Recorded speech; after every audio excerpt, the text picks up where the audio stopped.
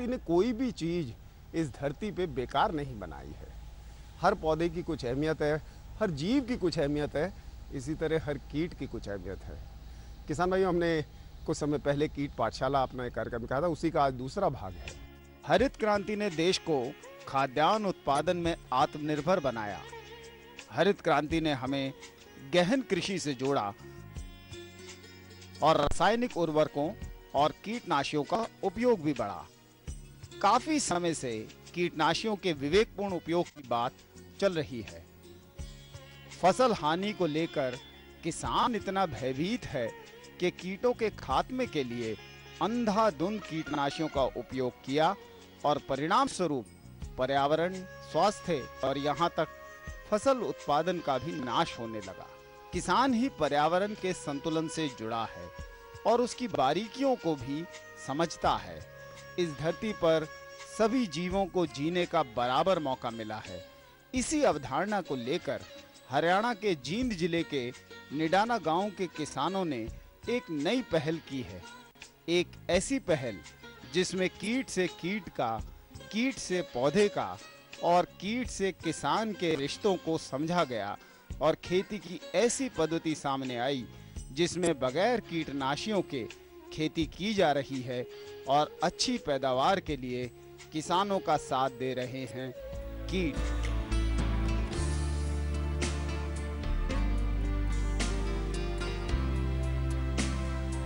किसान भाइयों, कई बारी सोचते हैं कि ये जो खेती के तरीके हमने अपना लिए हैं, ये जो पैदावार के तरीके हमने अपना लिए हैं, क्या यही एक तरीका है खाद्य सुरक्षा का?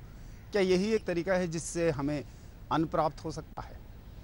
एक ऐसे खेत में हम गए जहाँ हमने देखा कि फसलें भी लहलहा रही थीं, कीट भी थे और किसान भी खुश थे।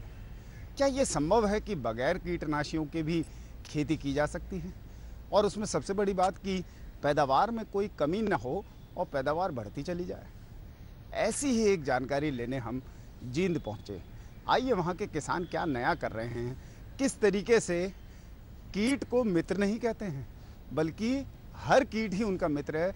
हर कीट की कोई ना कोई अहमियत है, कोई कीट जो है वो दुश्मन नहीं है।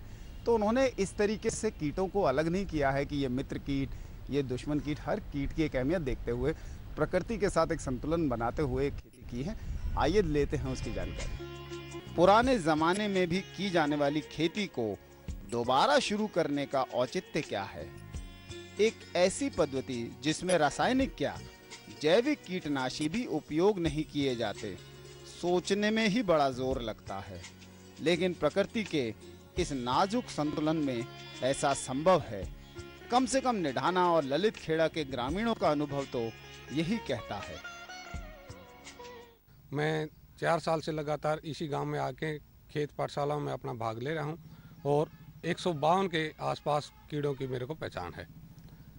और उन कीड़ों में मतलब मांसाहारी कीड़े ज़्यादा हैं जो प्रकृति का तालमेल मतलब कीड़ों को खा के बैठाए रखते हैं, हमारी फसलों में किसी प्रकार का नुकसान नहीं। किसानों ने कीट की पहचान करने से शुरुआत की और फिर उनके प्रजनन, अंडे देने का समय, अंडों से निकलने का समय, कौन फुदकता है, कौन रस चूसता है, कौन मांसाहारी है, यानी कीटों से जुड़ी सभी जानकारियां प्राप्त की और 152 कीटों की पहचान की।